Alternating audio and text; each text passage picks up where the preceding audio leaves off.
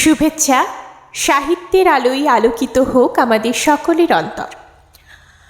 আমাদের আজকের আলোচনার বিষয় ইংরেজি সাহিত্যের খুবই গুরুত্বপূর্ণ এবং পরিচিত একটি টার্ম, লিটারারি টার্ম, স্যাটায়ার। আমরা ইংরেজি বিভাগের স্টুডেন্টরা অনেকেই এই শব্দটার সাথে পরিচিত রয়েছে।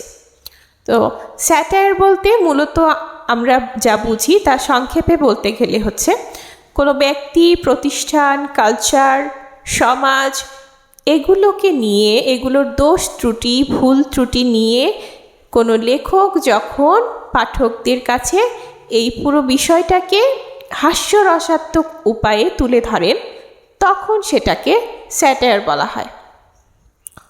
স্যাটায়ার বিভিন্ন ফর্মে হতে পারে। এটা কবিতা ফর্মে হতে পারে, নোভেল ফর্মে হতে পারে, আবার ড্রামা ফর্মেও হতে পারে। প্রাচীন গ্রিস এবং রোমে যেই ক্লাসিক্যাল লিটারেচার ছিল, সে সময় কিন্তু স্যাটায়ার অত্যন্ত জনপ্রিয় ছিল। আমরা স্যাটায়ারের উদাহরণ হিসেবে বলতে পারি গালিভার্স ট্রাভেলস, সুইফটের। এটা ভীষণ বিখ্যাত একটা স্যাটায়ার।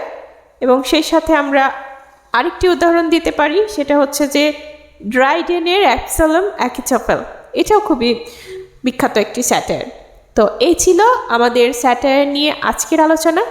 আপনি যদি মনে করে থাকেন ভিডিওটি আপনার সামান্যতম উপকারে এসেছে, তাহলে অবশ্যই লাইক বাটনে প্রেস করুন এবং সাবস্ক্রাইব না করে থাকলে সাবস্ক্রাইব বাটনে প্রেস করুন এবং বেল আইকনটি প্রেস করে রাখুন, যাতে পরবর্তী ভিডিও আপনি দেখতে পারেন।